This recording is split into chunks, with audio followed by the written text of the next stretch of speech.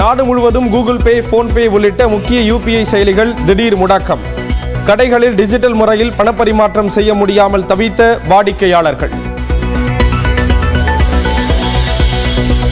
PM-ஸ்ரீ திட்டத்தில் இணையாததால் தமிழ்நாடு உள்ளிட்ட மாநிலங்களுக்கு கல்வி நிதியை நிறுத்தி வைப்பது நியாயமற்றது.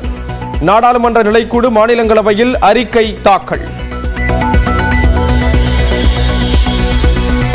மத்திய அரசின் வக்பு திருத்த மசோதாவை திரும்ப பெற கோரி தமிழ்நாடு சட்டப்பேரவையில் தீர்மானம்.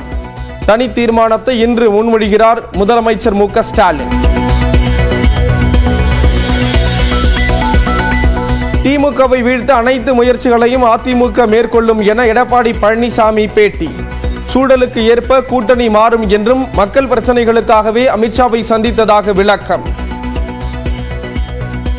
மக்கள் வராத திமுக ஆட்சி தமிழகத்தில் அகற்றப்பட வேண்டும், அதுதான் எங்களுடைய நிலைப்பாடு. அதற்காக அனைத்து இந்திய அண்ணா திராவிட முன்னேற்ற கழகம் அனைத்து முயற்சியும் எடுக்கும். உள்துறை அமைச்சர் அமித்ஷாவை சந்திக்க டெல்லி புறப்பட்டார் தமிழக பாஜக தலைவர் அண்ணாமலை. எடப்பாடி பழனிசாமியை தொடர்ந்து அண்ணாமலையும் டெல்லி செல்வதால் முக்கியத்துவம் பெறும் சந்திப்பு. மறைந்த நடிகர் மனோஜ் உடல் பெசநகர் மின்மயானத்தில் தகனம். இறுதி சடங்கு செய்த மகள்கள், கண்ணீர் மல்க பிரியாவிடை கொடுத்த தந்தை பாரதி ராஜா.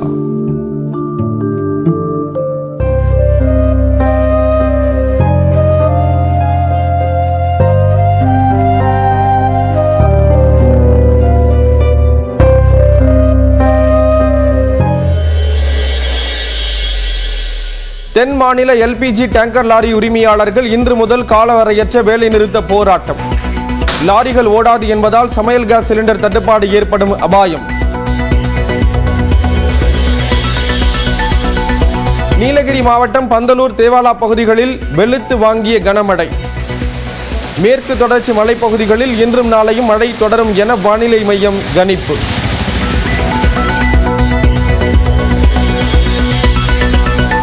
சந்தையில் 10க்கும் மேற்பட்ட கடைகளில் பற்றி எரிந்த தீ. 5 மணி நேர போராட்டத்திற்கு பின் தீயை கட்டுக்குள் கொண்டு வந்த தீயணைப்பு வீரர்கள்.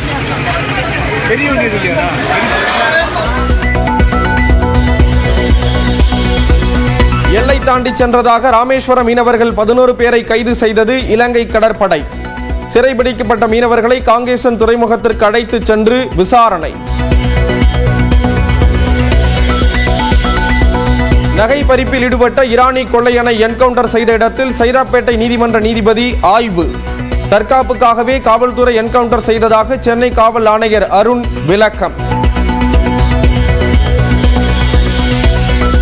சட்டையை மாற்றிய கொள்ளையன் ஷூவை மாற்றாததால் அடையாளம் தெரிந்ததாக சென்னை காவல் ஆணையர் அருண் தகவல். கைதான 3 பேரிடம் இருந்து 26 சவரன் நகை பறிமுதல். மொத்தம் 6 செயின் பார்த்தீங்கன்னா மொத்தம் 26 சவரன் எல்லாமே ரெக்கார்ட்.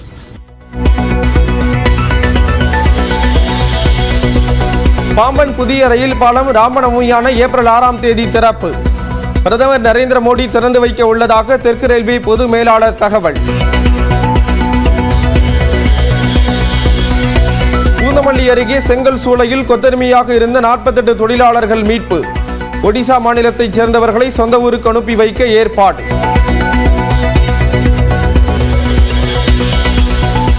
கேரள மாநிலம் பாலக்காட்டில் சாலையில் சென்றபோது திடீரென தீப்பிடித்து எரிந்த பைக். தந்தையும் 6 வயது மகனும் நல்வாய்ப்பாக உயிர் தப்பினர்.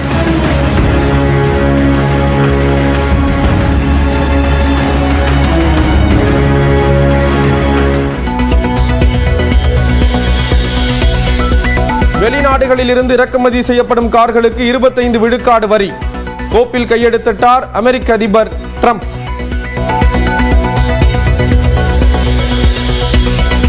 பதினெட்டாவது IPL கிரிக்கெட் தொடரில் வெற்றி கணக்கை தொடங்கியது Kolkata Knight Riders. Quinton de Kock அதிரடியால் ராஜஸ்தான் அணியை 8 விக்கெட் வித்தியாசத்தில் வென்று அசத்தல். கூகுள் பே, போன்பே, பேடிஎம் செயலிகள் மற்றும் SBI வங்கியின் மொபைல் பேங்கிங் சேவை திடீரென முடங்கியதால் பயணிகள் பண பரிவர்த்தனை செய்ய முடியாமல் சிரமத்திற்கு ஆளாக்கினர்.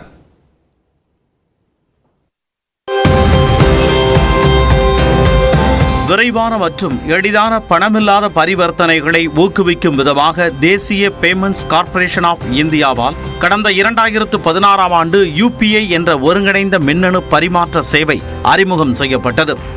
இந்த சேவையை பயன்படுத்தி பயனர்கள் ஒரு வங்கிக் கணக்கில் இருந்து மற்றொரு வங்கிக் கணக்கிற்கு எளிதாக பணம் அனுப்பி வருகின்றனர்.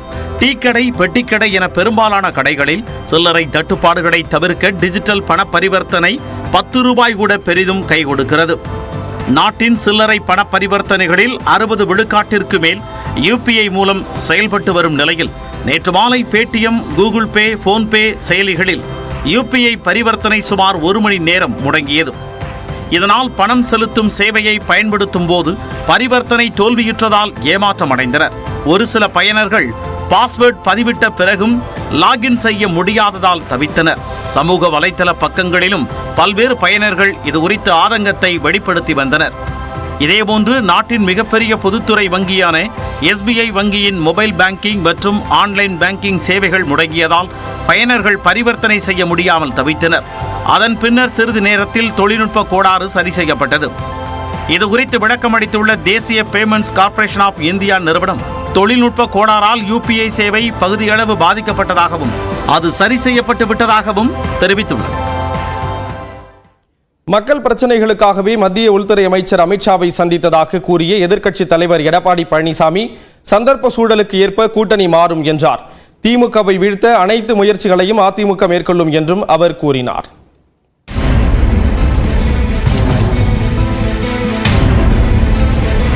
அதிமுக பொறுத்த வரைக்கும் திமுகவை வீழ்த்த வேண்டும். அதுதான் எங்களுக்கு ஒரே குறிக்கோள். கூட்டணி என்பது சந்தர்ப்ப சூழ்நிலைக்கு தகுந்த மாதிரி மாறும். பாஜகவுடன் மீண்டும் கூட்டணியே கிடையாது என திட்டவட்டமாக கூறி வந்த அதிமுக பொதுச் செயலாளர் எடப்பாடி பழனிசாமி செவ்வாய்க்கிழமை திடீரென டெல்லி சென்று மத்திய உள்துறை அமைச்சர் அமித்ஷாவை சந்தித்தது பரபரப்பை ஏற்படுத்தியது. மீண்டும் பாஜக அதிமுக கூட்டணி குறித்து அறிவிக்கப்படுமோ என எதிர்பார்க்கப்பட்ட நிலையில் மக்கள் பிரச்சனைகளை அமித்ஷாவிடம் பேசியதாக டெல்லி விமான நிலையத்தில் EPS தெரிவித்தார். இப்ப முழுக்க மக்களுடைய பிரச்சனைக்காகத்தான் நாங்கள் வந்திருக்கிறோம். கூட்டணி அமைக்கிறாங்க, இப்பதான் பேச்சுவார்த்தை நடக்கிறாங்க, அது மாதிரிலாம் கிடையாது. முழுக்க மக்களுடைய பிரச்சனையை பேசுவதற்கு தான் எங்களுடைய நாடாளுமன்ற நான் எங்களுடைய மூத்த தலைவரோடு சந்தித்து உள்துறை அமைச்சருடைய கவனத்தில் கொண்டு நேரம் எங்களுக்கு கேட்டிருந்தா வாய்ப்பு இருந்தால் பார்க்கலாம்னு வாய்ப்பு கொடுத்தாங்க. மக்களுடைய பிரச்சனையை பேசுவதற்கு வாய்ப்பு கொடுத்தாங்க. இதையெல்லாம் விளக்கமாக எடுத்து பேசணும். இருப்பினும் தேர்தலுக்கு இன்னும் நேரம் இருப்பதாக கூறிய எடப்பாடி பழனிசாமி சந்தர்ப்ப சூழலுக்கு ஏற்ப கூட்டணி மாறும் என்று தெரிவித்தார். எல்லாமே தேர்தலுக்கு நெருங்கும் போதுதான் கூட்டணி அமைப்பாங்க. கூட்டணி என்பது வேற, கொள்கை என்பது வேற. எங்களுடைய கொள்கை எப்பொழுதும் நிலையானது. கூட்டணி என்பது சந்தர்ப்ப சூழ்நிலைக்கு தகுந்த மாதிரி மாறும். இப்ப இருக்கிற திமுக கட்சியோட இருக்கிற கட்சி, திமுக கூட்டணி அங்க வைக்கின்ற கட்சி அங்கேயே இருக்க போதா? அதெல்லாம் கிடையாது. அதாவது அந்த நேரத்தில் எப்படி சூழ்நிலை ஏற்பதோ அதுக்கு தகுந்த மாதிரி தான் கூட்டணி மாறும். கல்வி மற்றும் 100 நாள் வேலை திட்ட நிதி பாக்கி, நியாயமான தொகுதி மறுசீரமைப்பு பற்றியும் அமித்ஷாவிடம் வலியுறுத்தியதாக தெரிவித்தார்.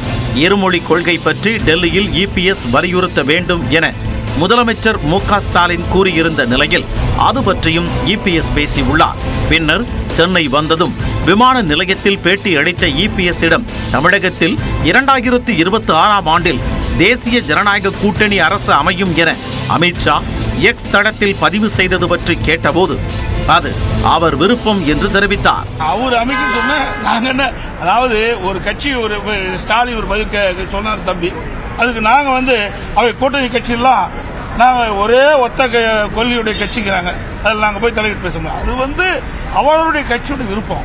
அரசியலில் எந்த கட்சியும் ஒரு கூட்டணியில் நிலைத்திருக்க முடியாதென்றும் சூழலுக்கு தகுந்த மாற்றங்கள் ஏற்படும் என்றும் கூறிய EPS திமுக ஆட்சியை வீழ்த்த அதிமுக அனைத்து முயற்சிகளையும் எடுக்கும் என்று கூறினார்.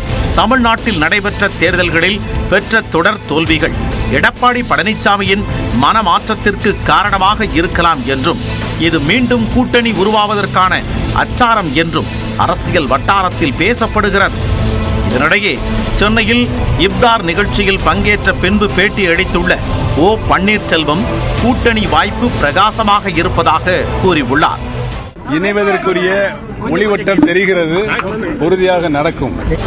அமித்ஷாவின் எக்ஸ் தட பதிவே அனைத்தையும் உணர்த்தும் என்றும் அனைவரும் ஒன்று சேர்ந்தால்தான் திமுகவை வீழ்த்த முடியும் என்றும் அமமுக பொதுச் செயலாளர் டிடிவி தினகரன் கூறியுள்ளார்.